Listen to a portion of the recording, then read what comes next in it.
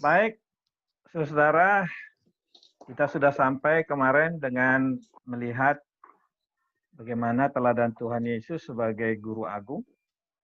Kita juga belajar kompetensi guru, 4 kompetensi guru dari perspektif Yesus guru agung. Kemudian kemarin persis kita bahas pedagogi Emmaus. Dan banyak lagi tentu konsep-konsep pedagogi yang ada kita ambil dari kitab Injil. Nah, hari ini kita akan membahas topik yang berikutnya adalah kompetensi pedagogik guru. Mari kita lihat di bahan ini dan saya yakin saudara sudah punya ya. Sudah dapat ya? Halo? Ya, Pak. Sudah? Sudah, Pak. Oke, kita masuk ke bagian ini kalau demikian. Kompetensi yang harus dikembangkan oleh seorang guru tentunya adalah kompetensi keterampilan di dalam merencanakan pembelajaran. Karena kunci sukses mengajar pada dasarnya terletak sejauh mana kualitas persiapan. Sama seperti khotbah. Kalau Anda mau khotbah 30 menit pun mungkin Anda sudah persiapan berjam-jam. Mempersiapkan membaca firman Tuhan, lalu kemudian mengambil dari situ tema, lalu kemudian membuat barangkali 5 kebenaran dari situ, masing-masing contohnya, praktisnya apa, dan ilustrasi, macam-macam yang Anda persiapkan. Dan PowerPoint sekarang ini. Jadi perencanaan itu menjadi sangat penting. Di dalam peraturan pemerintah nomor 74, ya bukan 78 sebenarnya, 74 tahun 2008, mengatakan bahwa kompetensi pedagogik, ya, kompetensi kemampuan mengajar guru, kalau saudara mau menjadi didaktikos yang cakap mengajar, coba aja pikirkan 8 ini. Saudara harus menguasai wawasan landasan pengajaran. Kalau Anda sebagai dosen teologi, menurut hemat saya, saudara harus memahami wawasan dan landasan pendidikan teologi. Jadi banyak orang pengen ngajar di pendidikan teologi tapi tidak punya wawasan. Apa itu pendidikan teologi? Diperlakukan pendidikan teologi kayak gereja lah, kayak universitas lah, kayak pendidikan tinggi sekuler lah. Nomor 2, dia perlu punya pemahaman mengenai peserta didik. Sekali lagi, guru yang efektif, guru yang cakap mengajar adalah guru yang mengerti siapa peserta didiknya, mengenal mereka, tingkat usianya, perkembangannya, dan persoalan-persoalan yang menyertai mereka. Besok akan kita lihat perkara itu, bagaimana kita perlu memiliki pengetahuan tentang peserta didik. Itu sebabnya di buku saya Mengajar Secara Profesional ada satu bab di situ, pentingnya mengenal peserta didik, baik dari anak, remaja, sampai pemuda, dan bahkan orang dewasa. Kalau Anda ingin memahami peserta didik orang dewasa, ya baca buku yang saya tulis, yaitu Mendewasakan Manusia Dewasa, atau pendewasaan manusia dewasa yang berbicara orang dewasa awal seperti apa, orang dewasa menengah seperti apa, lansia seperti apa, sehingga saya tidak terlalu kaget melihat perilaku orang kalau usianya sekian, ya seperti itulah. Kalau usianya sudah tua seperti itu, dan apalagi kalau orang sudah lansia, seringkali dia paranoid, takut, apalagi sudah masuki pensiun. Nah, kalau saudara memiliki peserta didik di gereja yang ikut katekisasi atau ikut pembinaan, orang-orang seperti ini ya jangan heran. Bisa saja tiba-tiba mengajukan hal-hal yang sangat kritis atau ketidaksetujuan dengan saudara yang muda. Karena orang tua biasanya membawa pengalamannya. Jadi kita harus memahami siapa peserta didik. Peserta didik kita datang dari desa, dari kota, dari budaya mana. ya kan?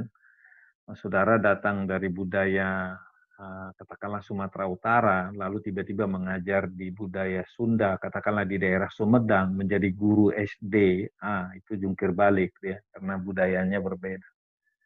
Ya, dia berkata keras-keras, padahal orang Sumedang mungkin harus halus-halus. Dan bisa terjadi kontraproduksi di dalam kegiatan mengajar. Yang nomor 3 adalah betapa pentingnya guru yang cakap mengajar itu mengembangkan kurikulum, mengolah kurikulum. Bahasa sederhananya adalah mata pelajaran, isi bahan pengajaran, tapi lebih daripada itu. Jadi dia harus membuat RPP. Kemudian nomor 4 adalah merencanakan pembelajaran. Strateginya apa? Kegiatannya apa sejak awal?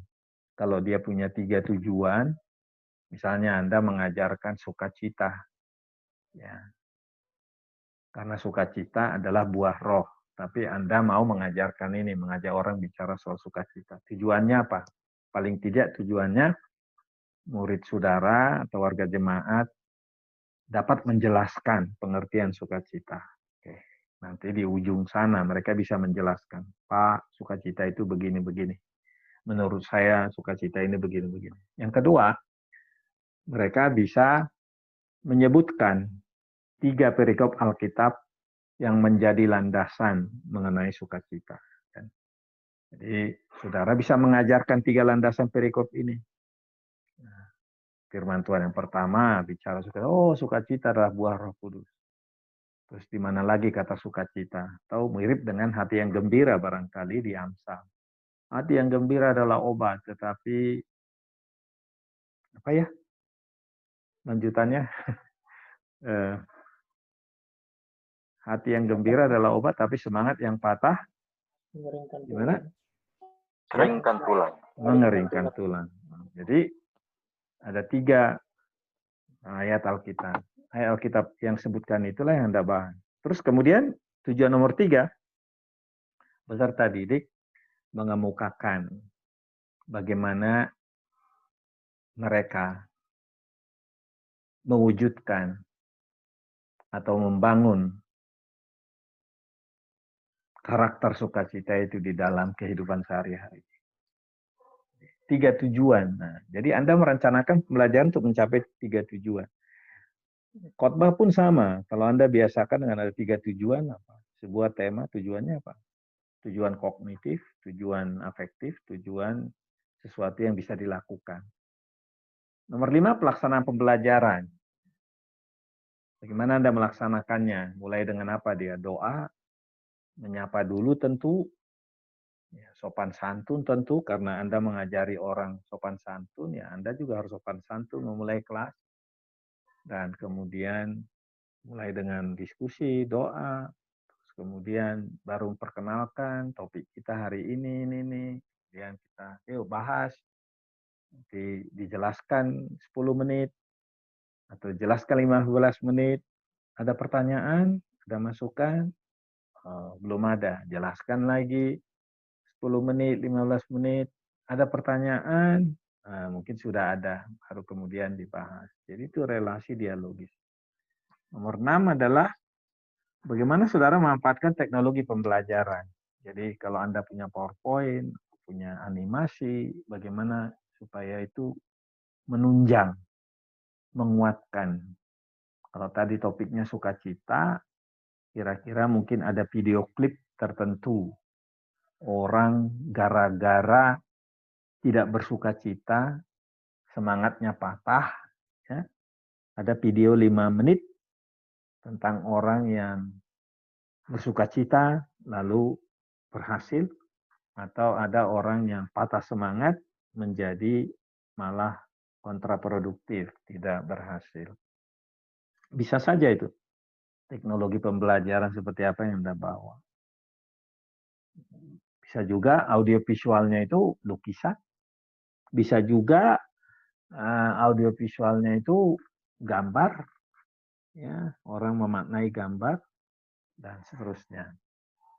Nomor 7, saudara harus merencanakan evaluasi. Guru yang cakap bisa mengevaluasi tujuan saya 3 tadi tercapai enggak ya?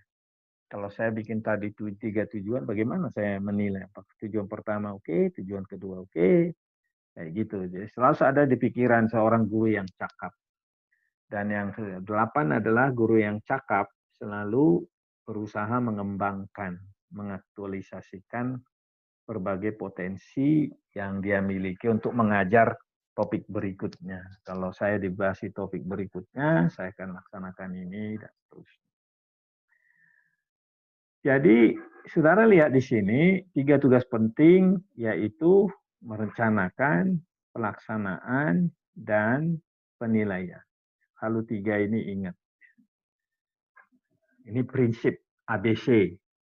ABC-nya mengajar atau ABC-nya khotbah. Saya tidak tahu apakah ini termasuk ABC-nya counseling. Mungkin beda kali ya. Karena kadang-kadang ketemu orang tiba-tiba mendadak ada persoalan yang mungkin apakah direncanakan. Kecuali kalau dia membuat penyuluhan. Kalau seorang guru konselor membuat penyuluhan mirip dengan menyusun pengajaran, ya bisa aja seperti itu. Jadi saudara bisa melihat seorang pengajar yang cakap memahami banyak hal yang dia harus kuasai. Di level pertama, ini saya berikan ada 4 orang dari 4 sumber. Level pertama adalah selalu tujuan. Tadi saya jelaskan tujuan mengajar itu harus jelas. Tujuan khotbah, tujuan. Karena tujuan itu sebagai pengarah. So, apa yang diajarkan. Tapi tujuannya untuk apa? Itu nomor 2 di Pasminyo. Sesudah itu bahan saya apa? Urutannya apa? Nomor level 2. Terus baru berpikir, oke, kalau bahannya ini, tujuannya ini, metodenya apa? Dengan cara bagaimana saya mengajarkannya, strategi saya bagaimana. Ada yang memakai strategi, ada yang memakai metode, ada yang memakai alat, ada yang memakai istilah media sarana pembelajaran. Tapi nanti di bawahnya dipikirkan strategi mengajar. Tapi juga Anda harus peka di mana kegiatan itu berada. Supaya bisa aja efektif. Karena kalau Anda mengajar harus efektif mungkin. Kalau di situ nggak ada listrik, masa Anda bawa laptop? Ya, ya mungkin ya. Betul nggak Pak Edison? Nggak bawa laptop Betul. kan? Iya. Iya, Betul. mana bawa laptop. Paling bawa poster atau apa kan gitu ya. Sebagai media. Kemudian baru terakhir sekali lagi evaluasi. Tapi di pendapat Sukmadinata, kolom 2 dari kiri, perlu kita memahami medianya apa, interaksinya apa, apakah itu bentuk realia, pictorial, gambar, simbol-simbol, rekaman suara, podcast, macam-macam gitu. Sekarang udah keren lah, berbagai macam bisa dibawa. Dan strategi belajar, mengajar apa. Jadi kira-kira begitulah komponen yang ada yang bikin 4, ada yang bikin 6. Kalau saudara lihat di kiri, Rap Taylor, ahli kurikulum yang boleh dikatakan terkenal di masa lalu di Amerika dan masih banyak dipakai pendapatnya ini untuk merumuskan pelayanan di gereja. Setiap pelayanan di gereja mestinya ada tujuan. Setiap pelayanan di gereja mestinya ada bahan. Kalau Anda bikin komsel, harusnya ada tujuan dong. Ya. Harus ada bahan dulu dong. Terus metodenya gimana? Strateginya gimana? Langkah-langkahnya gimana? Harus ada rundown acaranya dong dibuat. Kalau istilah khotbah, ada rundown acara. Kalau setiap komsel misalnya berlangsung 2 jam, rundown acaranya gimana? Bagaimana mengevaluasi keberhasilan peserta? Kegiatan awalnya, kegiatan menengahnya, seperti apa? Yang kurang pada Rap Taylor adalah strategi mengajar, tidak ada. Itu sebabnya di Sukmadinata, di Abdullah Idi, kolom 3, itu ada strategi. Jadi langkah-langkah mengajar. Itu kurang pada Rap Taylor yang kita sebelah kiri. Sehingga kita bisa melihat di dalam merencanakan pengajaran dan melakukan pengajaran, saudara bisa lihat berapa komponen yang Anda siapkan. Kalau sebelah kiri ini Rab Taylor sangat sederhana. Ini bagus, ya, Sukma Dinata. Begitu juga dengan Abdullah Idi. Ini pendapat seorang ahli pendidikan Kristen sebenarnya. Kalau Anda mau mengajar, Anda harus selalu pikirkan, what am I going to teach? Ya? Why do I teach? Kenapa saya belajar? Di mana ini? Siapa yang melakukannya? Kapan kegiatan itu? Berapa lama? Itu kan kalau berapa lama dan cara bagaimana, ini strategi yang ada di nomor 4 di sini dan ada di nomor 3 di Sukma Dinata. Jadi macam-macam sebenarnya cara untuk menjelaskan perencanaan dan pengelolaan kegiatan belajar. Nah, sejauh ini oke, ada pertanyaan? Ada komentar dulu, santai saja. Swisti, ada masukan? Nah, Swisti kan pelaku ini, pelaku setiap hari. Ibu guru Iya, Swisti. Iya, kalau dalam sehari-hari ya benar yang tadi kata Bapak bilang harus ada perencanaan, ya pasti harus ada perencanaan. Karena kalau sudah di kelas, tapi tidak ada perencanaan, ya kitanya juga nanti blank gitu. Cuman opsi keduanya, kan kadang kalau kita udah misalnya planningnya, nih ada rencananya. Cuman ternyata kenyataannya, kondisinya tuh di kelas tuh nggak ngedukung. Misalkan ada anak yang mood, atau misalkan anak yang memang hari itu tuh nggak mau ngikutin pembelajaran kita, kan kita harus langsung merubah strategi pembelajaran gitu. Jadi kita harus ngikutin juga. Nah, terus saya mau nanya Pak, ya Pak? Ya. Ya, ini bukan yang soal mengajar di kelas, soal pengkhotbah. Kan tadi kemampuan pedagogi kan untuk pengajar, untuk pengkhotbah juga kan ya Pak? Nah, bagaimana dengan halnya, kan kata Bapak kan tadi harus ada perencanaannya, terus udah gitu segala sesuatunya kan harus ada waktunya, terus udah gitu segala macamnya terencana lah. Misalkan ada pengkhotbah yang dia tuh tidak merencanakan, tetapi ya ngalir aja lah, ngikutin gitu. Jadi kalau misalnya dapat ini langsung, tapi memang tidak ada perencanaan sama sekali gitu. Menurut Bapak kalau seperti itu bagaimana? 1-2 kali saya kira boleh lah. 1-2 kali boleh, tapi jangan terus-menerus. Nanti kan orang mengira hamba Tuhan seperti itu nggak persiapan. Jadi tampaknya kita juga fleksibel. Kadang saya juga khotbah tidak persiapan ya, gimana nanti saja pokoknya mengalir. Tapi kan nggak bisa terus-menerus seperti itu. Kalau mengajar ya iya harus. Kalau mengajar ya harus ada perencanaan dan mengajarkan, mengelola pembelajaran sesuai dengan tahapan yang sudah diberi. Setidaknya outline bahan pelajaran itulah yang diikuti. Seperti itu, Bu Swisti. Kayaknya Bu Swisti ada tamu nih. Makasih Pak. Multitasking ini. Sedang di Makasih, kantor. Oke, siapa lagi? Ada yang lain? Saya, Pak. Oh, Benny. Ya, saya tertarik dengan slide yang 3 tugas penting, Pak. Pengajar yang cakap, yang pertama merencanakan, kedua mengelola, dan yang ketiga menilai. Nah, poin 3 ini termasuk artinya evaluasi ya, Pak. Ya. Evaluasi bisa dilakukan oleh diri sendiri ataupun orang lain. Nah, terkadang kita sebagai pengajar itu paling malas melakukan evaluasi. Artinya merencanakan pasti, mengelola pelaksanaannya pasti, tetapi setelah melakukan, terkadang kita cuek dengan evaluasi.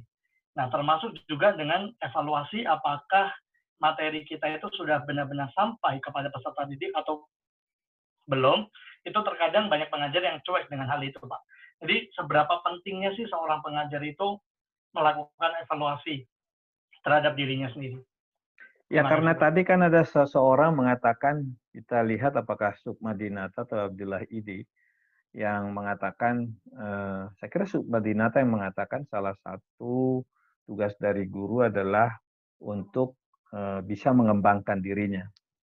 Jadi evaluasi bukan hanya mengetahui tujuan saya tercapai, bahan saya relevan atau tidak, tetapi dari situ juga dia berangkat nanti kekurangan-kekurangan yang ditemukan, dilakukan dalam kegiatan khotbah atau mengajarkah, dan kemudian dia bisa perbaiki di hari berikutnya. Itulah namanya langkah ke-6, inovasi, pengembangan.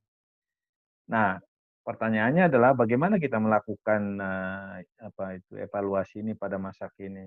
Oh, sekarang sudah canggih ya. Misalnya lewat Google Form. Hampir semua orang punya HP kan.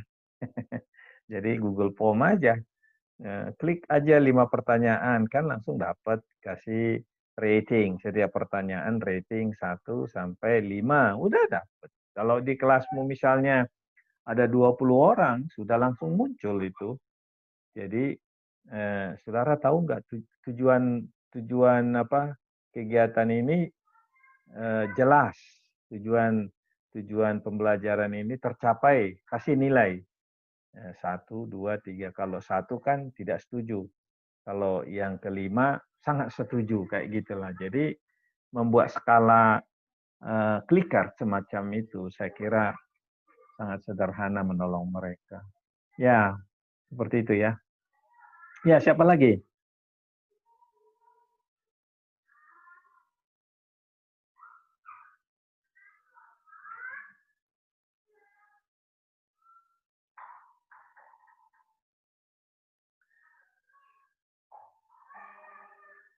Memang kalau saudara-saudara, saya tidak tahu kegiatan saudara sehari-hari ini apakah banyak terlibat mengajar atau tidak. Kalau memang tidak ada mengajar, rasanya seperti di awan-awan kita berbicara ini. Gimana Robert?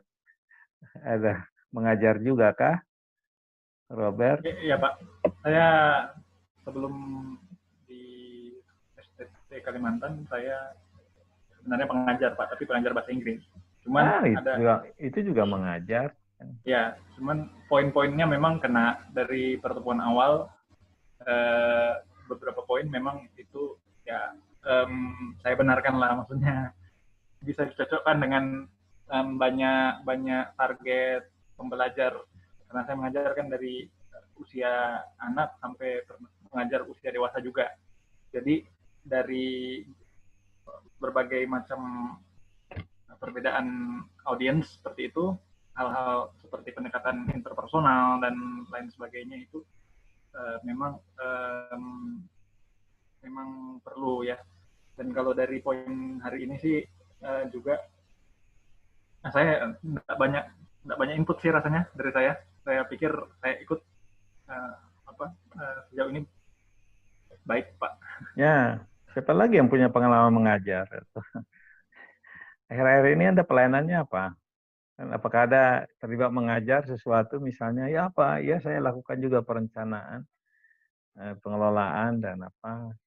Apakah hanya Swisti dan Robert? Kan enggak ya. Kalau Pak Dwi, Kacuk kan pasti mengajar juga ya? Mengajar Pak.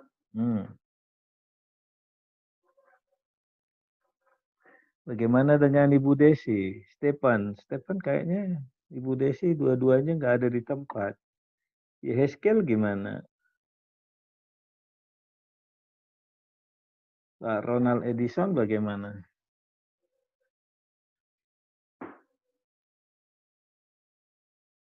Potep bagaimana? Ya, kalau ini memang apa? Pak Ronald dulu.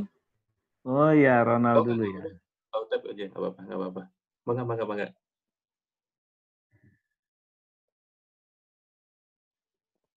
Potep, nggak apa-apa dulu. Oh iya, oke. Potep dulu aja, nggak apa-apa.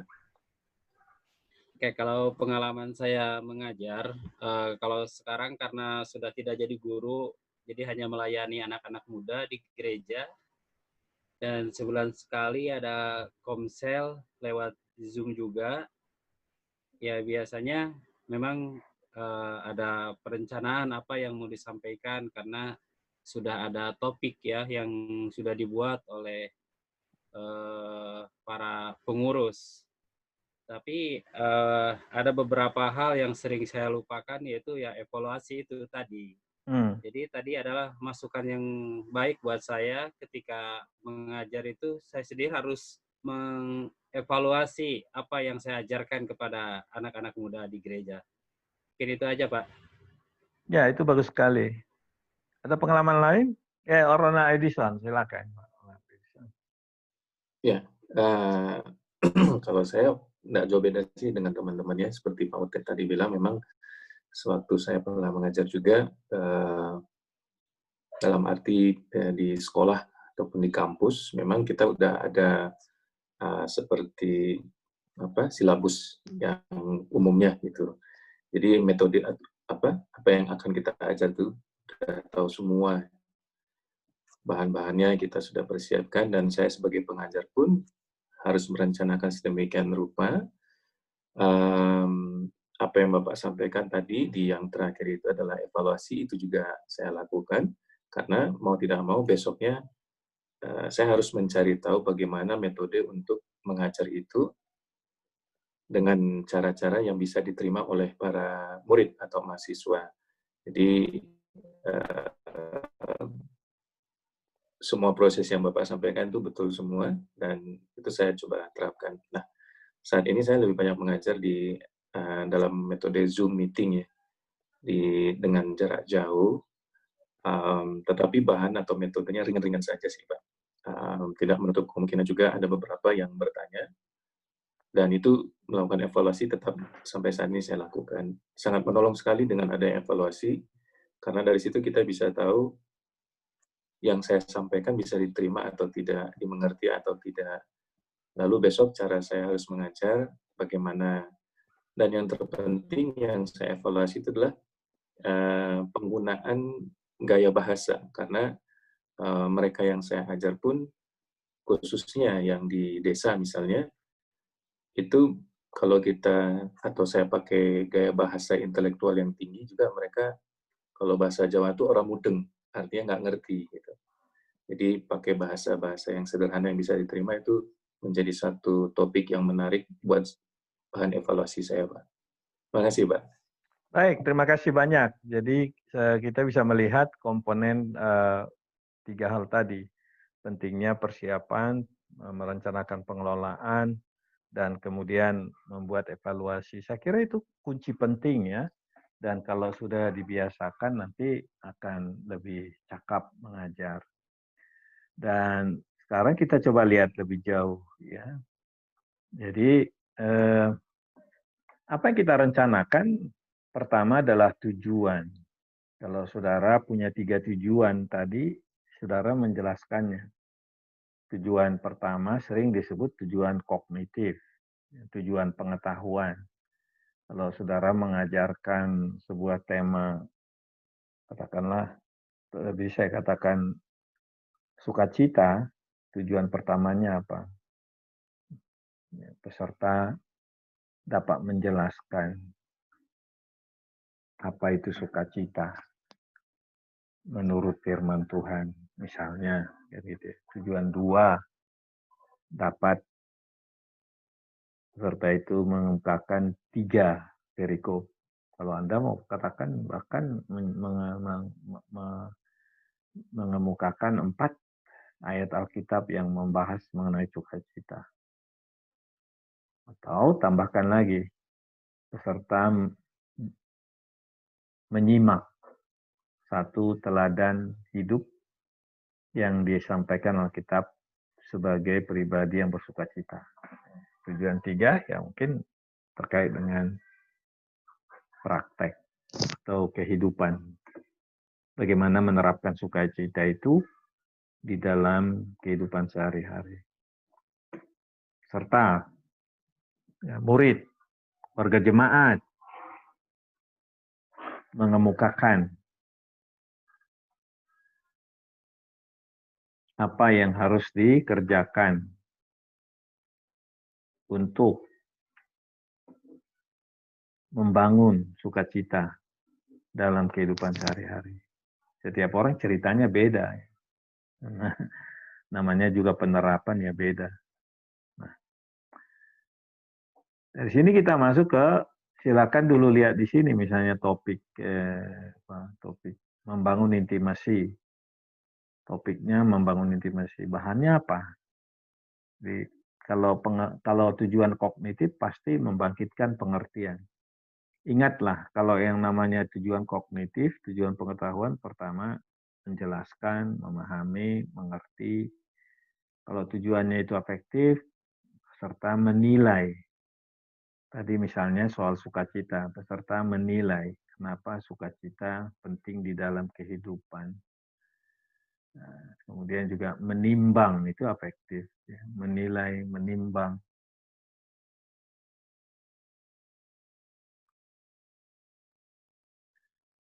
Mungkin merenungkan juga termasuk ya, antara kognitif dengan afektif. Di sini kita lihat tujuan nomor 3 adalah perbuatan. Peserta menuliskan 5 ayat Alkitab yang mengajarkan sukacita. Apakah 5 ayat itu? Kalau 5 ayat itu tercapai, wow, tujuan belajar pokcer banget. Atau 3 saja dari 5, sudah bagus ya. Jadi konatif ini adalah berupa menulis pernyataan atau mendoakan sesuatu. Nah, kalau temanya adalah intimasi, bahannya apa ya? Metodenya apa? Alat peraganya apa? Strateginya apa? Nah, ini yang kita lihat di sini. Evaluasinya apa? Jadi seperti itu yang harus dilakukan oleh pengajar. Nah, kalau tujuan kognitif, di buku-buku ada ini. Di buku saya juga saya jelaskan, kognitif itu dilihat dari 6 level. Kognitif yang paling rendah itu pengetahuan. Peserta didik menghafalkan Yohanes 3 ayat 16. Oke, hafal. Tapi harus masuk ke level berikutnya. Peserta didik memahami, mengerti pesan Yohanes 3 ayat 16. Jadi di sini ada masuk ke tahap berikutnya, pengertian. Terus masuk ke level 3, peserta atau peserta didik menilai, ya, menilai arti dari Yohanes 3 ayat 16. Kemudian baru analisis tahap keempat. Bisa mengatakan peserta melihat arti Yohanes 3 ayat 16 di dalam percakapan Tuhan Yesus dengan Nikodemus. Jadi artinya ini sudah analisis.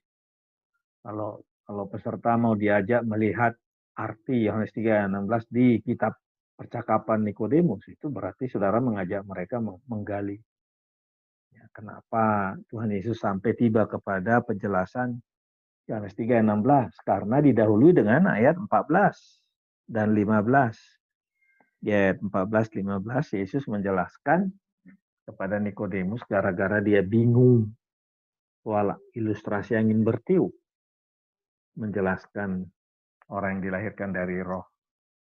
Tetapi kemudian Tuhan Yesus mengatakan anak manusia harus ditinggikan sama seperti Musa meninggikan ular di padang gurun. Begitu juga anak manusia harus ditinggikan. Supaya ayat 15, supaya setiap orang yang percaya padanya beroleh hidup yang kekal. Lalu ayat 16, karena begitu besar kasih Allah akan dunia ini, sehingga ia telah memberikan anaknya yang tunggal, supaya barang siapa yang percaya padanya tidak binasa, melainkan beroleh hidup yang kekal. Jadi, orang menganalisis melihat hubungan, melihat kontras, ya kan? Melihat kontras. Bisa juga misalnya katakan, jemaat atau peserta melihat kontras dari Yohanes 3 ayat 16. Karena Allah mengutus anaknya ke dunia untuk memberi hidup kekal. Membedakannya dengan tujuan iblis. Di mana tujuan iblis? Di Yohanes 8 ayat 44. Ketika Tuhan Yesus berkata, Yohanes 8 ayat 44, iblislah bapamu, katanya kan, kepada orang-orang Yahudi. Iblislah bapamu. Karena kamu, iblis itu sejak awal kerjanya pembunuh manusia. Ya. Ia adalah pembunuh manusia sejak semula dan tidak hidup dalam kebenaran. Sebab di dalam dia tidak ada kebenaran. Apabila ia berkata dusta, ia berkata atas kehendaknya sendiri. Sebab ia adalah pendusta dan bapa segala sesuatu. Kontras dengan Yohanes 3:16. Karena begitu besar kasih Allah akan dunia ini, sehingga telah memberikan anaknya yang tunggal. Siapa yang percaya padanya tidak boleh kekal. Tidak binasa melainkan beroleh hidup yang kekal. Jadi kemampuan analisis adalah kemampuan mengurai. Kalau Anda membaca buku, mahasiswa, kalau kalian membaca buku, sanggup nggak mengurai prinsip dari situ, melihat hubungan bab 1, bab 2, bab 3, bab 4. Mengidentifikasi poin-poin penting dari situ, persoalan-persoalan dia ungkapkan. Dan kemudian membandingkan isi pasal 1, pasal 2, pasal 3. Jadi itu analisis. Karya ilmiah yang bagus yang Anda lakukan adalah kalau Anda belajar melakukan analisis. Jadi kalau saudara misalnya mau membuat tinjauan literatur, membangun bab 2, saudara harus mengembangkan kemampuan analisis. Jadi bukan hanya mengutip. Banyak orang ngutip gabung, kayak menjahit namanya. Itu namanya tukang jahit. Semua ide-ide digabungkan supaya lalu dibeberkan. Artinya apa? Apa hubungan kutipan satu dengan kutipan yang lain? Jadi bukan hanya ditempel-tempel kayak puzzle gitu. Terus dibuat catatan kakinya supaya kelihatannya keren. Ya enggak gitu. Jadi ada kalau Anda mengutip 2 ide, hubungannya apa ide satu dengan ide lain atau kontrasnya. Itulah analisis. Melihat hubungan, melihat perbandingan, melihat kontras. Kalau saudara misalnya mengajak anak didik menganalisis perikop, ya, katakanlah itu misalnya Lukas pasal yang ke-5. Lukas 5 ayat 1 sampai ayat yang ke-11. Kalau Anda analisis ini, saudara bisa melihat kontras, urutan. Misalnya ayat 1 sampai 2 sangat berbeda dengan ayat 3. Karena Tuhan Yesus memberi perhatian kepada banyak orang di ayat 1 sampai 2. Sampai 3. Lalu nanti sesudah ayat 4 terjadi tema yang berbeda. Jadi ada perbedaan pesan, ada perbedaan perhatian Yesus dalam ayat 1 sampai 3, lalu dengan ayat 4 sampai dengan 5. Ada perbedaan tindakan Simon di ayat 1 sampai dengan 3 dengan ayat 4 sampai dengan ayat yang ke-11. Terutama mulai ayat 8, saudara bisa melihat Lukas terjadi perbedaan yang lebih mencolok lagi tindakan Simon Petrus. Nah, semua ini adalah kegiatan analisis. Kalau Anda tidak terbiasa menggali Alkitab dengan analisis, nanti nalarmu tumpul. Jadi biasalah teman-teman. Ya, kalau hanya ngutip ya. Jadi kalau seperti itu keadaannya, itu sama dengan saya katakan tukang jahit. Baru masuk ke level sintesis, yaitu menyusun. Jadi kalau saudara mempersiapkan khotbah dari Lukas 5 ayat 1 sampai 11 tadi dianalisis. Lalu sekarang mulai disusunlah sebuah rangkuman, kesimpulan, meringkaskan. Banyak mahasiswa kesulitan untuk merumuskan kesimpulan. Setelah dia menjelaskan semua panjang lebar, kesimpulannya apa? Karena dia tidak punya pertanyaan ketika mengawali tulisan. Jadi dia nggak bisa menyimpulkan. Kesimpulannya, bahasanya cocok nggak dengan yang di atas, kan gitu. Baru tahapan yang paling tinggi cara berpikir menurut Bloom, ya, Benjamin S. Bloom, tahapan yang tinggi kalau Anda berpikir kognitif adalah menilai, mengkritik. Mengkritik. Jangan menilai dulu sebelum Anda menganalisis. Ya. Sebelum Anda mengenal, sebelum Anda mengerti, sebelum Anda melakukan analisis, jangan dulu menilai. Itulah sebabnya Tuhan Yesus melarang. Jangan menghakimi. Ya. Kamu melihat selumbar di mata saudaramu, padahal ada balok di matamu. Nah, itu. Ya. Jadi biasakanlah ini keenam ini tujuan ya. Ini kata-kata kerja. Kata-kata kerja. Semua mengenal, menghafalkan kata kerja. Jadi biasakan belajar kata kerja ini. Sehingga saudara bisa mengemukakannya. Oke, sampai di situ. Gimana? It makes sense.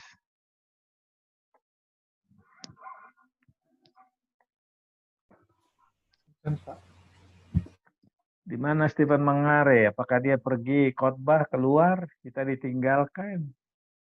Mariana juga. Mana ini Pak Mangare? Tidak ada dia. Kayaknya dia pergi. Oke, ada pelajaran, masukan?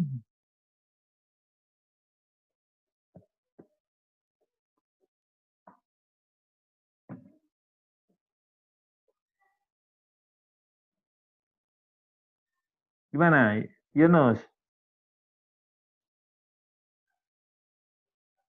Nurpuspa ada? Gimana? Si Heskel diam-diam saja di sana. Kita tidak tahu apakah dia melihat kita atau lihat yang lain.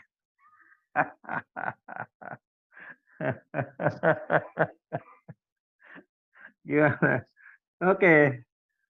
Ada yang mengerti, paham nggak ini? Buktinya kalau paham apa gitu. Coba dulu tanggapi. Ya. Kalau dari saya, Pak. Siapa ini? Suara siapa? Desi, Pak. Desi. Oke, Desi. Wajahnya nggak kelihatan, Des. Tolong dihitungkan dulu komputernya. Diarahkan kameranya ke Bu Desi. Tuh, kelihatan.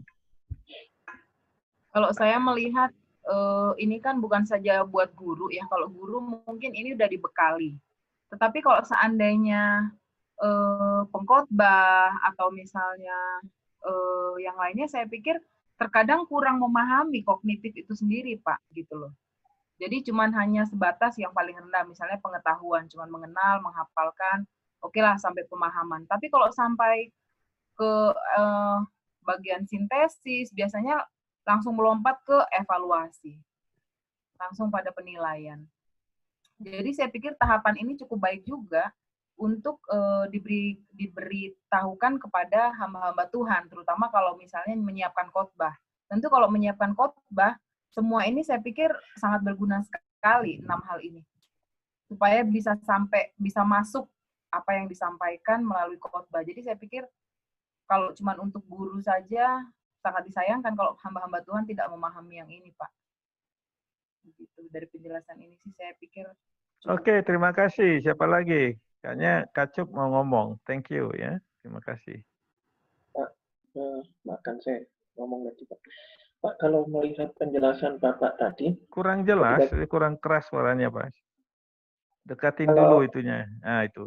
Nah, kalau melihat penjelasan yang Bapak sampaikan tadi, Pak, dari kognitif sampai dengan analisa dan sebagainya, kemudian saya melihat ke dalam kehidupan Yesus, untuk sampai kita melihat kepada pertumbuhan orang-orang yang kita didik, rupanya pendidikan itu lebih tepat kalau dia berada dalam kelompok kecil ya Pak. Semakin kelompok itu besar, maka kita bisa menyampaikan pengetahuan, tetapi belum tentu kita bisa melihat kemampuan dari murid yang kita ajar itu untuk menerima pengajaran kita, sampai kemudian dia melakukan analisis, misalnya seperti itu. Dan ketika melihat kepada Yesus, saya berpikir kenapa kok Yesus concern dengan 12 orang muridnya itu, sekalipun di dalam Lukas pasal 10 kan dia juga mengutus 70 orang murid, tapi yang selalu muncul di dalam Injil itu adalah 12. Rupanya supaya Yesus juga concern bagaimana pengajaran dia itu sampai merubah afektif, sampai merubah perilaku dari para muridnya itu. Itu kesan saya, Pak. Begitu. Oke. Gimana Pak Jabat? Ya, jadi berpikir yang tadi tahapan-tahapan itu sebenarnya, apalagi berpikir analitis. Seringkali kita tidak sampai di situ, orang Asia agak kurang analitis, tidak suka analitis seperti itu. Lemah, tetapi menilainya tinggi banget. Langsung membuat penilaian itu bagus. Itulah kehebatan orang Indonesia. Langsung bikin penilaian, tapi merangkai, melihat hubungan, koneksi tidak. Ya kan gitu ya? Gimana nih? Yehezkiel ada di mana nih? Di hotel atau di mana? Coba kita dengarkan dulu Yehezkiel berbicara. Apakah kemampuan analitisnya sudah berkembang? Belum. Apalagi dia sedang menyusun tesis kan? Ya, Pak, lagi pusing Pak ngurusin tesis, Pak.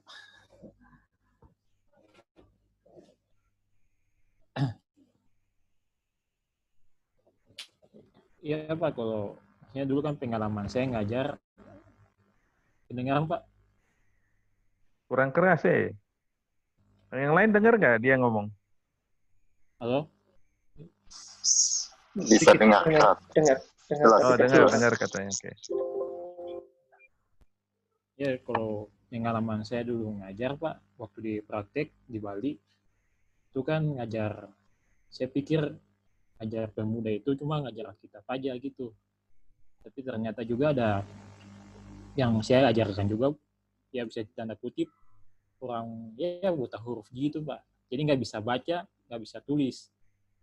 Mengenal huruf aja nggak bisa gitu Pak. Jadi ternyata dalam mengajar juga itu mengajar pembantuan juga ada yang lebih penting daripada itu, yaitu mengajar pengetahuan bagaimana seseorang tuh jangan buta huruf gitu Pak.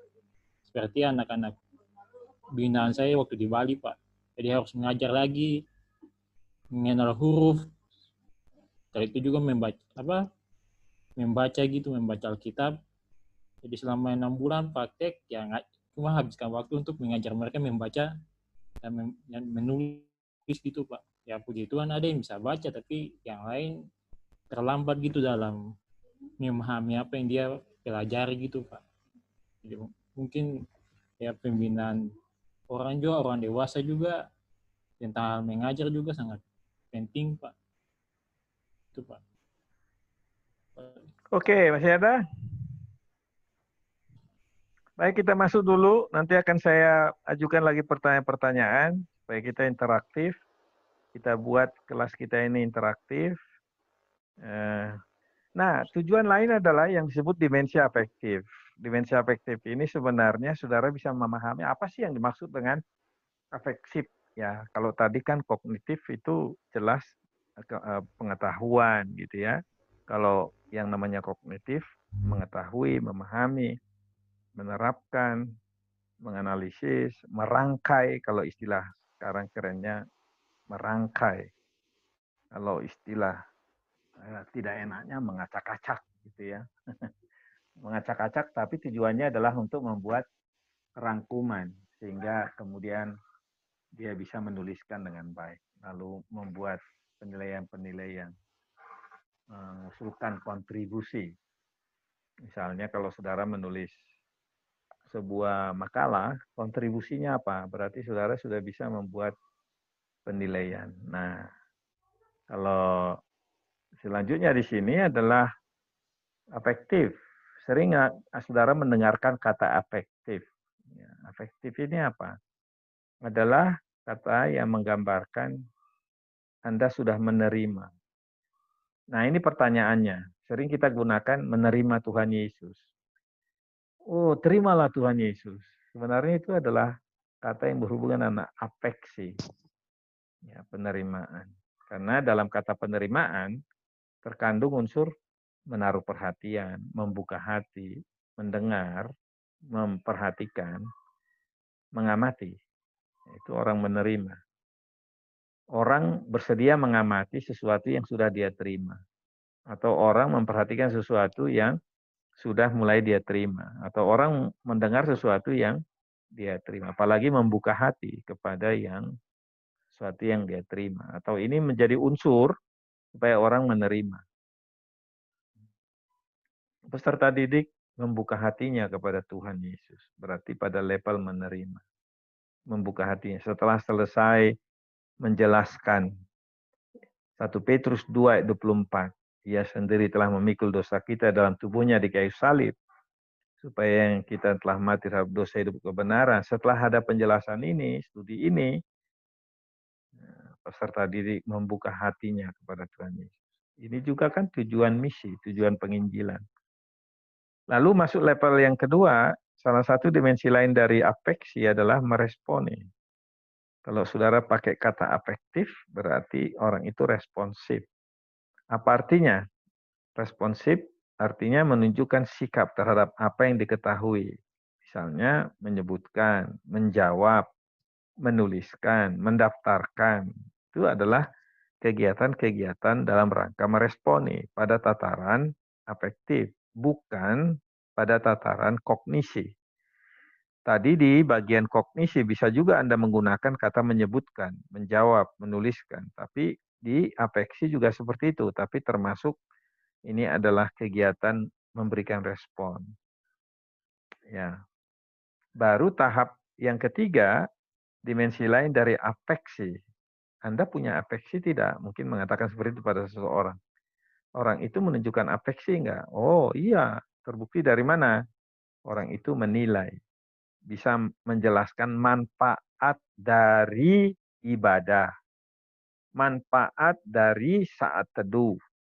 Manfaat dari baca Alkitab. Manfaat dari kejujuran. Manfaat dari menolong orang. Manfaat dari, kalau COVID sekarang, cuci tangan, pakai masker, social distancing. Berarti orang itu sudah mampu menilai. Kegiatan-kegiatan ini bermakna positif. Jadi saudara bisa, dia menyukai, menjadi lebih terikat, ya, mengenal, berpartisipasi, mengembangkan. Beda tadi dengan tujuan kognitif. Kognitif menilai atau evaluasi adalah memberitahu. Saudara bisa lihat tadi, ya. Evaluasi di sini adalah menilai. Kalau di sini evaluasi adalah melihat manfaat. Katanya tingkat yang tertinggi, ya belum tentu seperti itu juga ya, tapi ini cara orang menjelaskan afeksi itu apa. Orang di tataran afeksi berarti mampu mengorganisir ya, sistem nilai, konsep-konsep nilai yang dia punya, dia kelola. Ini bisa dibawa ke ranah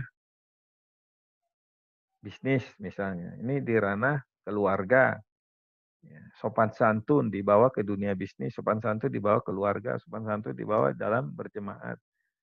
Mengorganisasi, menempatkan sebuah kebenaran tepat di sebuah konteksnya. Dia menyusun, menimbang, menemukan, menghubungkan. Dan level yang terakhir adalah afeksi, karakterisasi. Menjadikan nilai sebagai, di sini dikatakan dia menjadikan nilai sebagai kebiasaan. Merevisinya, mengubahnya, menghadapinya, mendemonstrasikannya. Kalau ada nilai-nilai tertentu, katakanlah Tuhan mengajarkan mengenai nilai belas kasihan di Matius pasal 9 ayat 35-36. Tapi kita bisa menerapkan ini di konteks yang berbeda. Berarti kita merevisi, mengubah, menghadapi, mendemonstrasikan belas kasihan, melayani anak-anak, melayani orang pinggir jalan, melayani orang pemulung, macam-macam itu. Bahkan melayani orang sakit. Jadi kita lihat di sini afeksi. Tujuan afektif adalah tujuan yang terkait dengan penerimaan, memberi respon, menilai, mengorganisasi, sampai ke adalah karakterisasi. Kalau sudah terkarakterisasi, berarti kebenaran yang dipelajari sudah menjadi bagian hidup dari yang belajar. Itulah karakterisasi. Begitu teman-teman. Nah, silakan kasih dulu gagasan. Gimana ini Anda dapat sesuatu? Oh, hari ini saya tahu apa itu afektif, ya. Tujuan afektif atau afeksi. Silakan diberitahu dulu. Kalau enggak, saya tidak tahu apakah ini bermakna. Saya, Pak. Ya, silakan. Ya, saya sangat setuju dengan tujuan akhir dari Kurang keras kayaknya, Ben. Ya, nah. Ya, saya sangat setuju, Pak, dengan tujuan akhir proses pembelajaran itu sampai pada karakterisasi pada para peserta didik.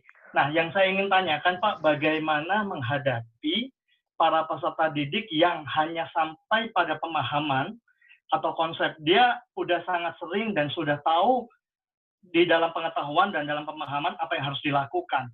Tetapi seringkali tidak sampai menjadi karakteristik atau mungkin dilakukan apa yang dia pahami sekali, dua kali, tetapi sangat sulit untuk secara konsisten sampai menjadi sebuah kebiasaan dalam dirinya.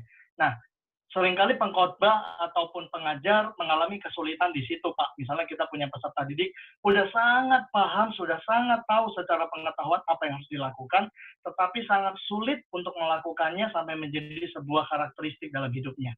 Seperti itu, Pak. Bagaimana menghadapinya, Pak? Karena kalau kita terus-terusan memberi pemahaman yang secara kognitif, sebenarnya dia sudah tahu. Tetapi yang jadi kendala adalah melakukannya. Ya, sebelum dia melakukan, ini mirip tadi dengan yang dikatakan oleh Thomas Groom, mengambil pedagogi Emmaus. Kita langsung kepada level penerapan, padahal pemahaman belum. Level penerapan, tapi sharing perasaan belum. Apa yang saya pahami. Saya melakukan sesuatu yang saya tidak pahami. Saya harus melakukan sesuatu yang saya tidak setujui. Berarti itu tidak ada masuk afeksi dong. Artinya afeksinya belum berubah. Di gereja, orang terpaksa memberi perpuluhan karena disuruh, tapi sebenarnya dia nggak ngerti kenapa harus perpuluhan. Terima Tuhan Yesus. Apa artinya terima Tuhan Yesus? Ya orang terima saja KKR, kebetulan pengkhotbahnya mungkin senang orang. Tapi apakah sudah menjadi bagian dari hidupnya, dipahami, dimengerti? Itulah tadi afeksi. Mengajar agama sebenarnya, terutama mengajar iman Kristen, sebenarnya itu boleh katakan sebagian kecil saja itu kognitif, tapi harus lebih banyak pada afeksi, yaitu dimulai dengan kesediaan menerima, kan ya itu ya, kesediaan menerima, lalu kemudian sampai menunjukkan meresponi, lalu sampai kepada menjadikan itu nilai hidupnya, itu karakterisasi. Karakterisasi berarti kalau firman Tuhan sudah menjadi nilai hidupnya, itulah yang tadi tingkat tinggi itu. Nah, kebanyakan kita di gereja, kenapa orang ya melakukan, tapi bersungut-sungut jadinya. Kenapa? Karena tidak sampai kepada tataran afeksi. Ya. Jadi diperlukan sekali sebenarnya upaya menolong orang supaya bertumbuh dalam afeksi ini. Ya, seperti itu. Ada yang lain?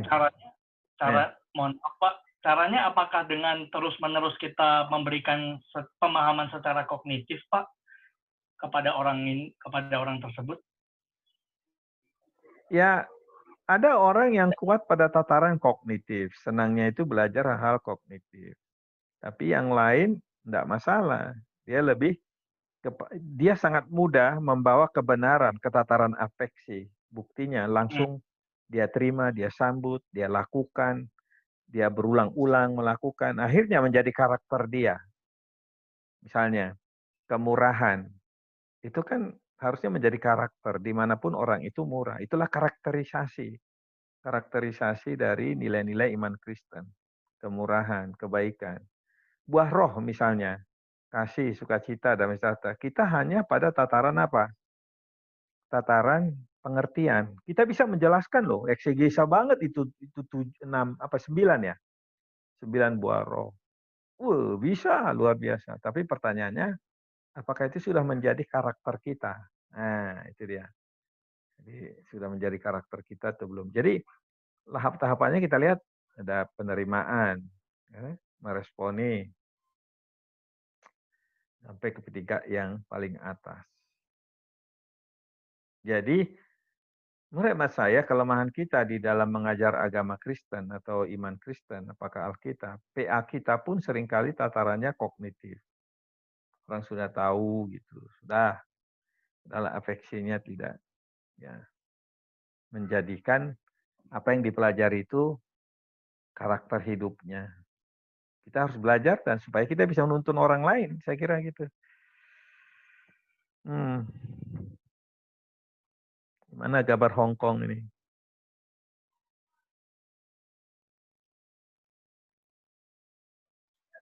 Saya lagi untuk ini Pak. Ya sejak masa pandemi ini kan ya jemaat yang datang ke gereja hanya bisa datang ibadah, sesudah itu langsung pulang. Nah setelah dapat pembelajaran ini, ya ternyata kan menyadarkan bahwa selama ini kan saya lebih banyak langsung lompat ke 3. Kalau dari pendapatnya Grom itu Pak. Nah yang saya ingin tanyakan itu, misalnya ingin menerapkan ini di dalam pelayanan, khususnya mengajar mereka dalam bentuk khotbah itu, maksudnya saya sedang memikirkan itu bagaimana pelaksanaannya itu, maksudnya dimulai dengan mendengarkan peserta didik, sementara kan ya format ibadahnya itu kan sepertinya sudah, kalau misalnya dirubah sedikit saja kan wah nanti banyak yang protes lah atau bagaimana gitu ya, karena sudah terpaku dengan liturgi yang sudah ditetapkan gitu. Jadi misalnya kita ya mungkin di sini bapak-bapak yang sudah punya pengalaman atau mungkin Pak Sejabat bisa bagikan, siapa tahu bisa memberikan masukan buat saya mengenai bagaimana pelaksanaannya ini Pak. Misalnya kita mendengarkan peserta didik dulu, maksudnya mengikuti pola itu 1, 2, 3, 4, 5-nya. Saya kira tidak harus sih, maksudnya tidak harus, ini dulu. Tapi maksud saya, saudara bisa melihat di sana ada yang namanya afeksi, itu ada 5 dimensi. Yang namanya kognisi ada 6 dimensi. Kognisi ada 6. 1, 2, 3, 4, 5, 6. Afeksi ada 5 afeksi. Ya, jadi dimulai dengan kesiapan menerima, meresponi, menilai, mengorganisasi, dan karakterisasi. Jadi untuk bisa menolong kita memahami kata-kata ini, di sebelah kanan ada kata kerja yang menolong, membantu. Misalnya, menilai itu apa sih? Menilai itu dimaksudkan adalah menyukai, terus kemudian mengenali, berpartisipasi, mengembangkan, ya, hal seperti itu. Nah, sekarang kita masuk kepada tataran konatif. Konatif ini apa? Yaitu biasanya dimulai dengan memperhatikan. Kalau ada orang memperhatikan tindakan, memberi perhatian pada tindakan, sebenarnya itu sudah bagus. Ketika ada anak mengamati orang tuanya, berarti itu sudah level yang dia memberi perhatian dalam rangka proses belajar dia. Meniru, ini juga tindakan yang konatif. Melatih, mengubah bentuk, menyuarakan, menyanyikan, membongkar sesuatu, membangun kembali, menggunakan konstruk. Ini semuanya adalah meniru. Baru kemudian masuk kepada membiasakan, melatih diri agar lebih terbiasa dengan model yang diperagakan. Dan yang terakhir adalah menyesuaikan. Ya, konatif adalah menyesuaikan. Jadi artinya, kalau ada sebuah pengetahuan, kalau ada sebuah keterampilan dipelajari orang, kalau keterampilan tingkat tinggi dimanapun langsung dia bisa. Jadi keterampilan, katakanlah keterampilan menyanyi. Paling kalau saya keterampilannya memperhatikan orang nyanyi level 1.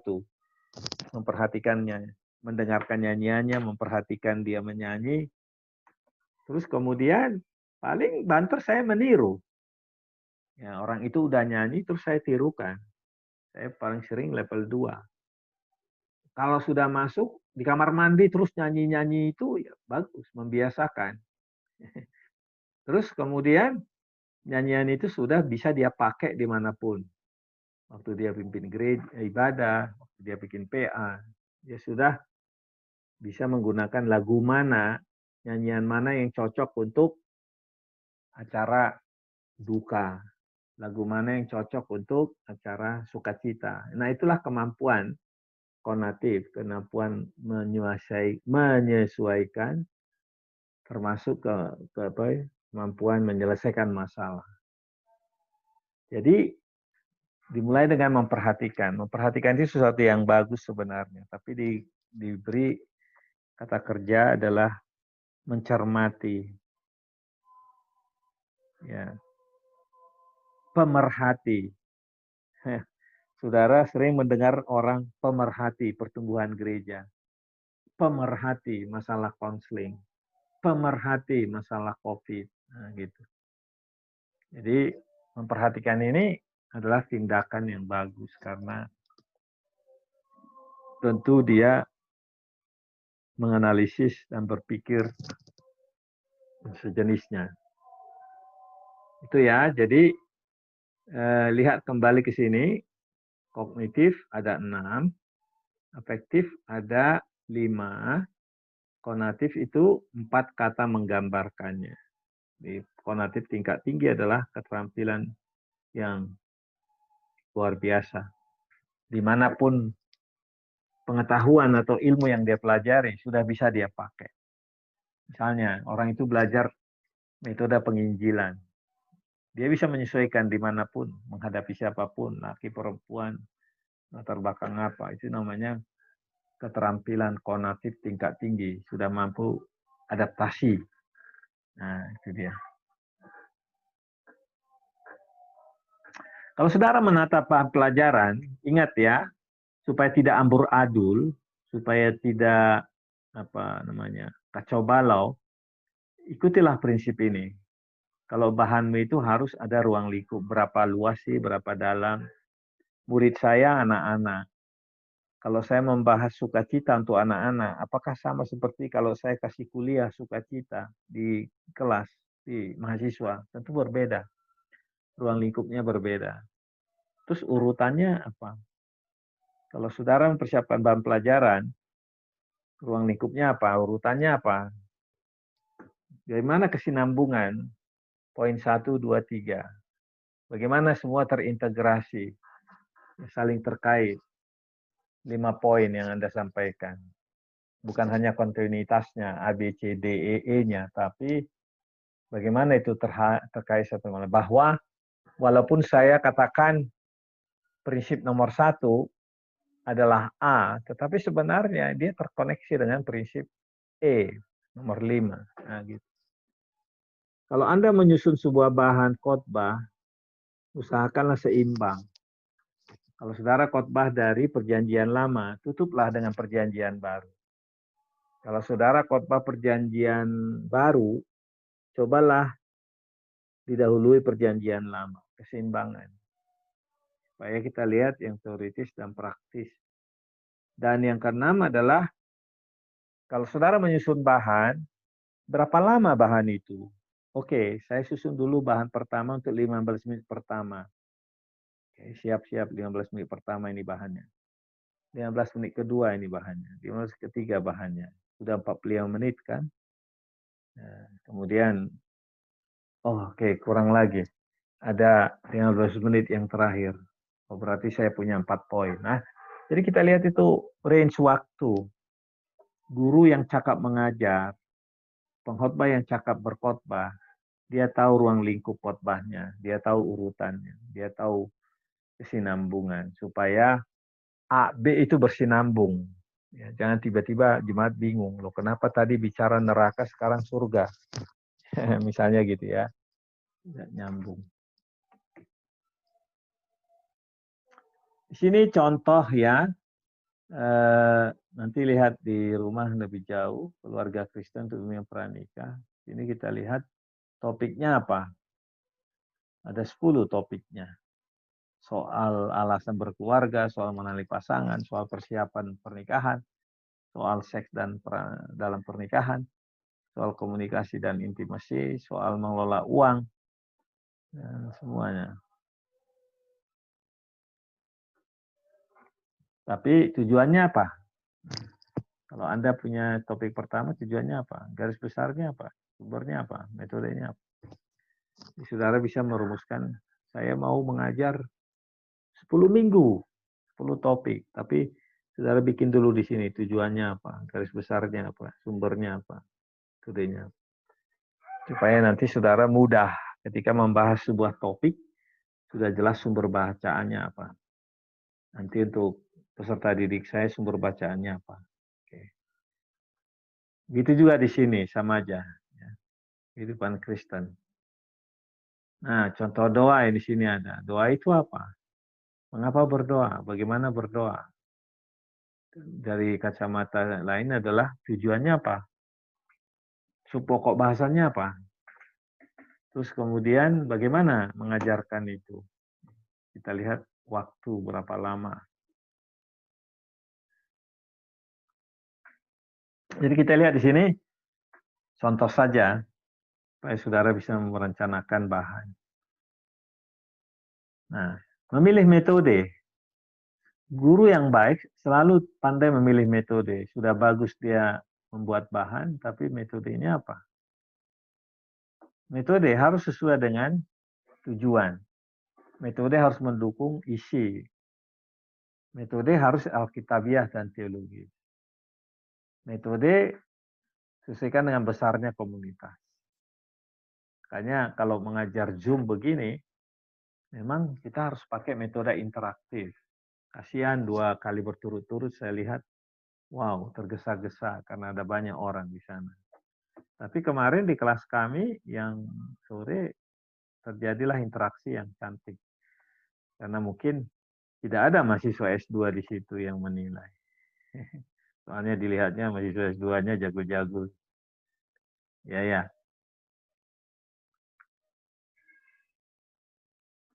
Sesuai kemampuan guru, kesiapan murid, sesuai dengan sumber dan media belajar, sesuai dengan ruangan. Metode. Nah, sini misalnya. Kalau saudara mengajar hal-hal kognitif, saudara selalu milih ceramah. Selalu milih ceramah. Pembaca, selalu milih debat, tanya jawab. Selalu memilih apa? Pemecahan kasus. Ini namanya pembelajaran kognitif. Tingkat kemampuan tadi itu seperti ini. Kalau Anda berceramah, bercerita, paling itu tingkat pengetahuan.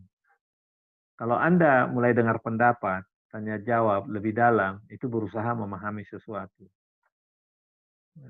Bertanya-tanyalah supaya kamu bisa memahami sesuatu, menyelidiki. Kalau saudara misalnya memecahkan kasus, berarti kasus konseling, berarti saudara sedang menerapkan sebuah teori pendapat.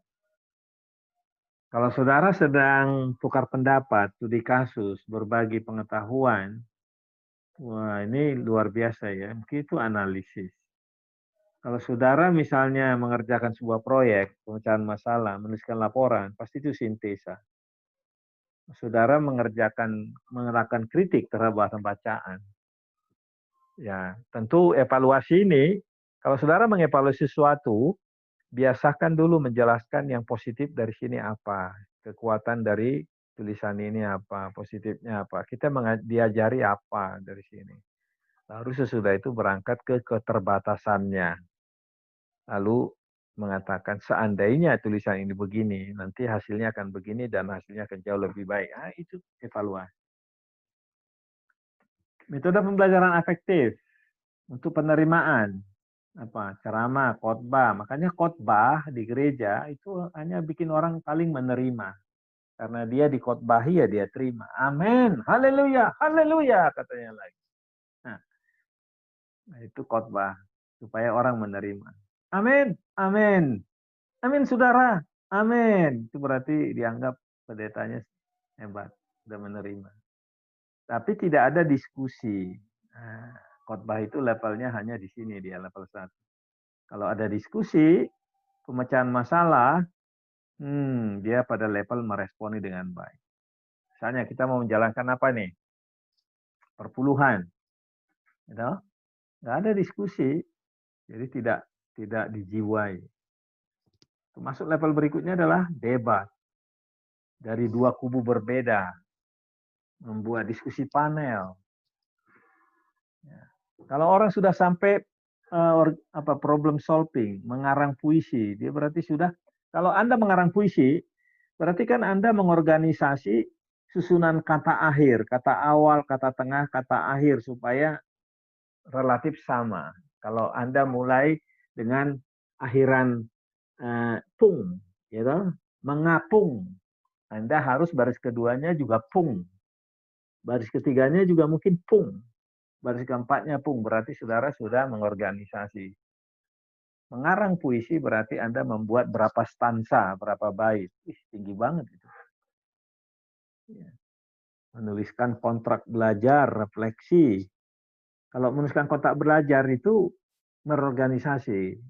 Saudara mengatakan kepada saya misalnya, Pak Jabat, saya bersedia mengikuti kuliah metodik didaktik ini kontrak belajar saya. Pertama, tujuan saya begini, hasil belajar saya begini. Karena itu yang saya lakukan seperti ini. Saya akan melakukan 1, bersedia mengikuti kuliah. 2, bersedia menuliskan refleksi. 3, bersedia mengerjakan laporan buku. Ini kontrak belajar namanya. Jadi senang juga ya kalau saudara coba bikin dulu 14 orang di kelas ini bikin kontrak belajar. Nanti akan saudara bisa mengorganisasikan.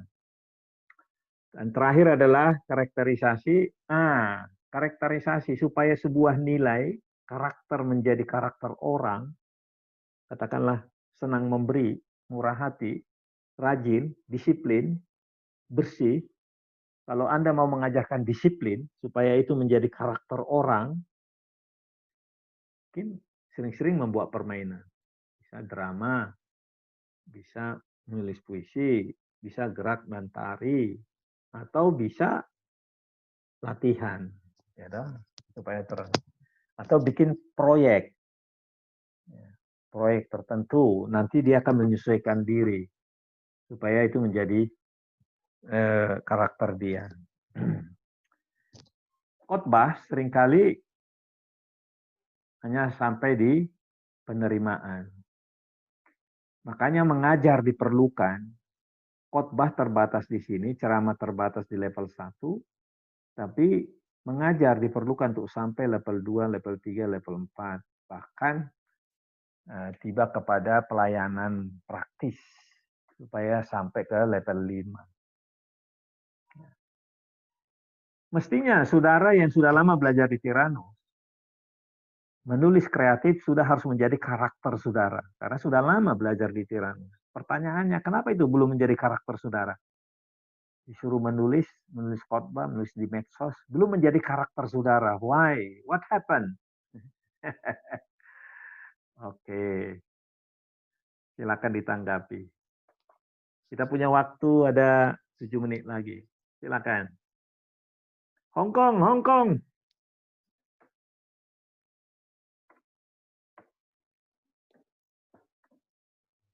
Gimana Hong Kong? Gimana nih Pak Steve? Ya.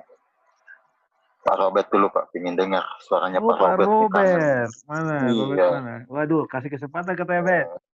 Jangan mau kalah Robert. Ya, kalau soalnya kalian sama-sama kawan Mua.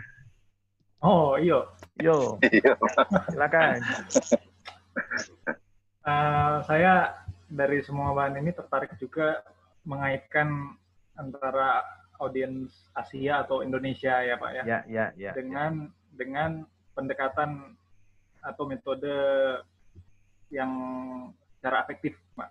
Saya pikir kalau pendapat saya pribadi mungkin, kalau saya taruh kesimpulannya agak di awal ini, Pak, bahwa pendekatan afektif sebenarnya sadar tidak sadar itu lebih efektif kepada audiens orang Indonesia dibandingkan kalau saya ambil misalnya kognitif, begitu pendekatan kognitif, karena lebih mudah membuat orang seperti terpengaruh untuk merasa diri paham secara afektif dibanding tanpa maksudnya sebelumnya mereka sudah memiliki muatan kognitif sebelumnya seperti itu. Contoh saya pikir fenomena yang jelas terjadi misalnya fenomena paham-paham radikalisme seperti itu kan Pak. Kadang-kadang kesannya begitu mudah untuk menggerakkan kita pakai istilah audiens tadi ya, yang jumlahnya secara kuantitas itu banyak. Seolah-olah mereka cepat sekali merasakan bahwa paham itu merupakan bagian dari mereka sejak awalnya. Padahal mungkin secara kognitif pengetahuan mengenai agama seperti itu tidak berimbang barangkali Pak dengan bagaimana mereka terbakarnya semangat mereka seperti itu akan apa yang mereka pikir mereka sudah paham penuhnya. Dengan begitu saya pikir tidak selalu negatif kita bisa menanggapi ini, tapi justru bisa kita lihat ada sisi yang bisa kita dalam tanda kutip manfaatkan mungkin perilaku bagaimana orang Asia atau orang Indonesia menerima lebih mudah dengan cara ya sebagai pengajar kita memperbekali diri kita lebih kuat lagi dari sisi ini, karena dari sisi ini kita bisa lebih cepat mendapatkan atensi atau perhatian dari orang baik interpersonal maupun secara besar jumlahnya. Tentu saja kemudian untuk kita tidak mengabaikan sisi kognitif juga. Jadi ini semacam jembatan, karena dalam banyak kasus saya pikir ya, kalau dari pengalaman yang saya dapatkan, seperti yang Pak Sejabat sampaikan tadi, kadang-kadang kalau kognitif kognisi lebih demi kognisi disampaikan, orang cenderung seperti wah ini lagi gitu, saya sudah tahu ini sowan seperti itu kan. Jadi bisa menciptakan kejenuhan tersendiri, apalagi kalau misalnya belum ada jembatan afeksi antara misalnya let's say misalnya antara gembala dengan jemaat. Misalnya gembala tidak turun ke lapangan untuk tahu kehidupan sehari-hari jemaatnya seperti itu, tapi pas hari Minggu kami langsung diceramahi seperti itu. Bapak tahu apa misalnya kayak begitu misalnya. Saya pikir jembatan afeksi ini sesuatu yang krusial sih bagi dinamika belajar mengajar di Indonesia Pak, seperti itu kalau saya menanggapinya. Ya, saya setuju sekali. Seringkali orang Indonesia lebih kuat di ranah afeksi, merasakan sesuatu, menghayati sesuatu, menunjukkan penerimaan, penyambutan, dan bahkan warga gereja ketika didatangi oleh guru-guru lain yang di luar gereja, ramah tamah toh, menerima, menyambut, ada dialog, seneng. Karena ada seneng terus aja, bahkan dijamu. Tapi pelan-pelan sudah masuk menjadi bagian dari kelompok yang datang. Gimana, Step? Ada mau sampaikan?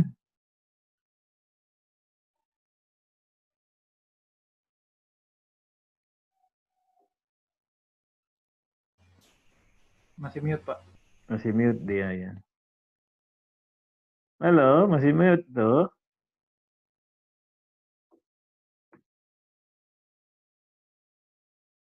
Dia nggak tahu kalau itu mute.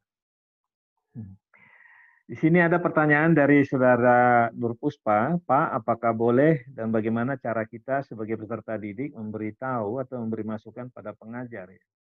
Misalnya, pengajar mengajarkan mengasihi, namun dalam kehidupannya kita tahu hidupnya tidak seperti itu. Nah, itulah. Nanti kasih tahu dia seperti kata-kata Tuhan Yesus Matius pasal 23. Kan? Tuhan Yesus bilang Matius 23 apa?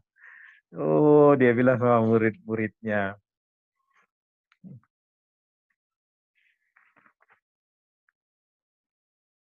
Ahli-ahli Taurat, orang-orang Farisi telah menduduki kursi Musa. Sebab itu turutilah dan lakukanlah segala sesuatu yang mereka ajarkan kepadamu. Tapi janganlah turuti perbuatan-perbuatan mereka. Karena mereka mengajarkan tapi tidak melakukannya. Tuhan Yesus pun sepertinya di sini memberikan warning bagi murid-muridnya. You have to decide. Kalau di dalam 1 Tesalonika pasal 5 ayat 21, ini namanya memiliki discerning spirit. Jadi maksudnya kemampuan membedakan. Justru ini kita yang harus dipimpin oleh Roh Tuhan supaya kita mampu membedakan motif-motif pengajaran orang. Orang ini pandai ngomong tapi melakukan tidak. Apalagi kalau orang itu punya karunia bicara yang hebat sekali gitu ya, tapi in action not like that. Dan kemudian kita lihat juga di Matius pasal 7. Ya, dari buahnya lah kamu mengenal orang. Sama juga yang diajarkan Tuhan Yesus dalam Matius 7 juga dijelaskan Matius 23. Jadi pertanyaannya, bagaimana cara kita sebagai peserta memberitahu atau memberi masukan pada pengajar? Wow, ini yang paling sulit sebenarnya ya. Nanti kita dibikin nggak lulus ya, dan kemudian nggak dapat nilai. Oke. Terus kemudian mungkin ada teknik lain dengan cara bahasa yang positif. Ini sebenarnya semua bagus sekali, tapi akan lebih baik tampaknya kalau begini. Jadi apa ya, penggunaan bahasa superlatif, pembandingan, tetapi kalau ini akan dilakukan pasti jauh lebih baik hasilnya. Ya, maksudnya sebenarnya memberitahu yang ini salah gitu. Jadi tindakannya tidak seperti ucapannya, ajarannya. Jadi bagaimana peserta didik bisa mengasihi kalau gurunya pengajaran tidak menunjukkan hal seperti itu? Yes, tentu. Tapi jangan lupa kalau pengajaran agama Kristen itu khotbah. Nah, apa kata Paulus di Filipi? Kadang ada orang memberitakan Injil dengan maksud tidak baik. Ada orang maksud baik. Tapi tidak mengapa. Yang penting berita Injil sampaikan kan gitu ya. Jadi kita juga harus mengembangkan berpikir positif. Ya, jadi kita berusaha untuk melakukan koreksi atau kalau ini pakai tadi oleh Bu Puspa, bagaimana cara kita sebagai peserta didik memberitahu, express it, demonstrate. Maksudnya demonstrasikanlah perilaku yang tidak seperti itu. Pasti gurunya sadar. Biasanya kalau gurunya orang Asia melihat perilaku muridnya bagus, dia terpukul, ya. Jadi saya kira gitu ya. Ada pendapat lain? Mungkin Hongkong akan kasih pendapat dan mengakhiri.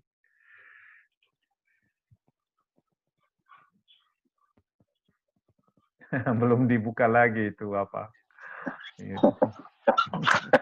Ya, Pak, kalau ya menanggapi apa yang Pak Robert tadi katakan itu, bahwa orang Indonesia, Asia kan lebih kuat ke afektifnya. Nah, maksud saya pengaruh ini apakah menjadi salah satu dampak, misalnya ada orang Indonesia atau Asia yang belajar di tempat yang lebih kuat dengan kognisinya. Maksudnya itu apakah akan mempengaruhi cara belajar dia dan kesuksesan dia ya dari sudut waktunya untuk dia selesaikan saat dia belajar itu, apakah mempengaruhi atau dia akan bisa mengikuti gitu dengan cara belajar di mana dia ada misalnya di pola barat yang kuat dengan kognisi. Oh iya, tentu kalau ada orang Indonesia sudah lama dia belajar di Jerman, guru profesornya di Jerman mengajarkan dia berpikir analitis, evaluatif, terus aja begitu, berpikir tingkat tinggi, analitis. Sebelum kamu menilai begini, sudah kamu analisis belum? Kebiasaan seperti itu. Melihat kontras, melihat perbedaan, terus kemudian mempercakapkan, menguji kebenaran, berhipotesa, macam-macam itu. Pulang dia ke Indonesia atau pulang dia ke Asia, pasti dia sikapnya kritis. Jadi memang itulah pengaruh dari pendidikan. dan kemudian hari membutuhkan waktu bertahun-tahun untuk orang yang bersangkutan mendarat, ya, membumi lagi. Orang kalau belajar di Eropa, kemudian kalau pulang ke Indonesia harus butuh berapa tahun untuk mendaratkan personalitinya, gaya hidupnya, dan macam-macam itu. Jadi memang ya kita harus waspada.